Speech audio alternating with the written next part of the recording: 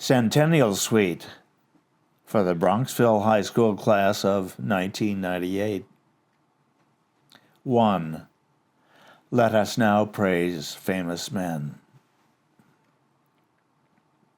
William Lawrence stepped down from the train to the boulders and bramble of an abandoned farm.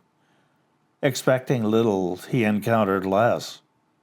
It was altogether a desolate and forsaken place. Nevertheless, this businessman with vision climbed a hill for a better view. He was not the first. Before him was the hardscrabble farm of the Boltons, and before them the brick-red brown of Gramerton and the terrifying alabaster of the Swede named Bronx Mill, Bronx River, Bronxville. And Anne Hutchinson with all her pretty ones, and the half-moon, that zany cockleshell captained by Hudson, another of hard-headed vision. And before that, merely the shyness of the wild on a neck of land all narrow and enough. But before that, before all of it, was the plundering lip of the Laurentide Glacier, where the mountains go under the sea. What kind of man sets out to found a town? By all accounts, a good man, a family. What kind of man sets out to found a town? By all accounts, a good man, a family man, for whom wealth was the use of property, not just its ownership. And happiness was prosperity combined with virtue. The Vikings say, cattle die, kindred die, but the good name never dies of one who has done well.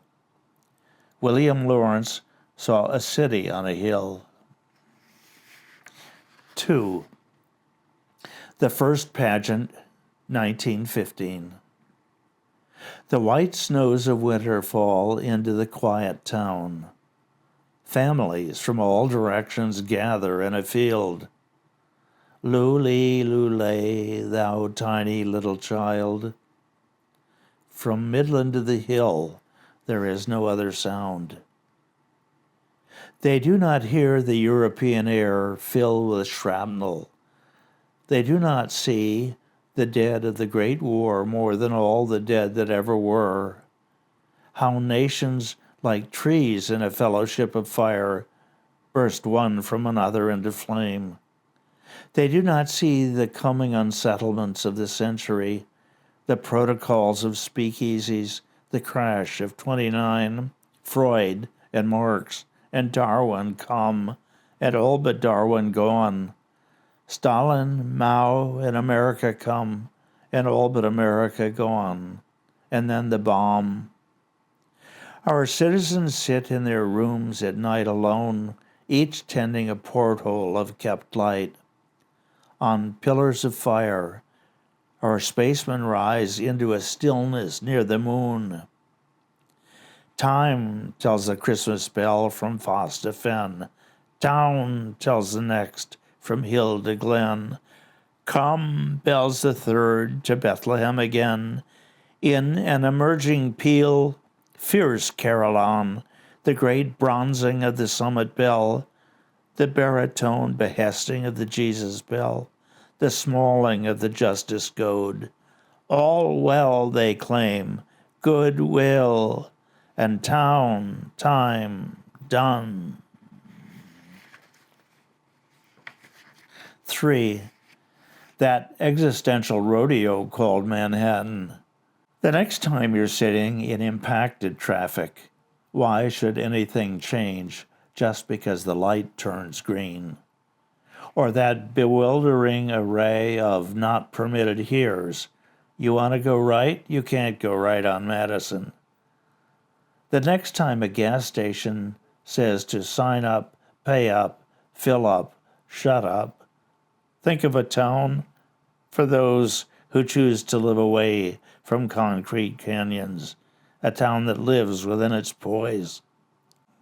The next time a truck impresses 27 startled pedestrians with its ability to stop on a dime, and cabbies with trace amounts of English and shattered sensibilities complain with the indiscriminate honking of horns. Think of a town where you can step down from the train to a main street from another century.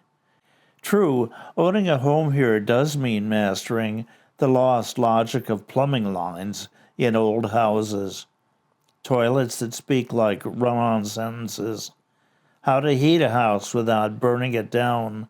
It means learning to love your neighbor's leaf blower and his son's guitar. Is that a rock brand or an earthquake? And their dog, a Serbian mountain climbing pest. But having fought the good fight yet another day, the sump pump of politics, the tyranny of magnates, the price elasticity of trouble, can any other place compare when it's time to come home?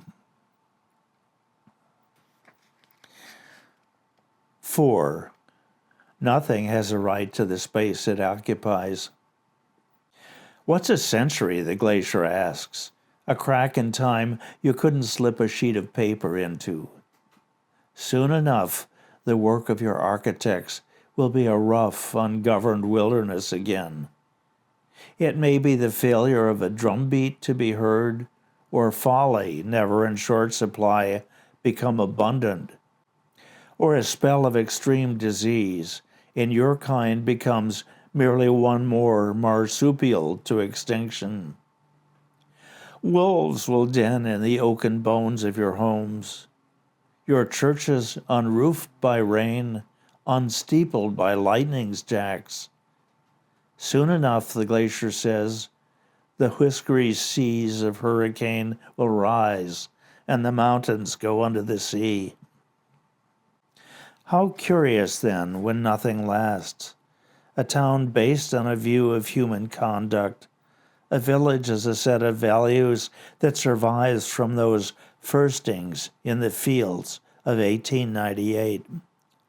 Here in the depths of May, our high school seniors sit for the pageant that will take them out of themselves and into the broader fetches of the world.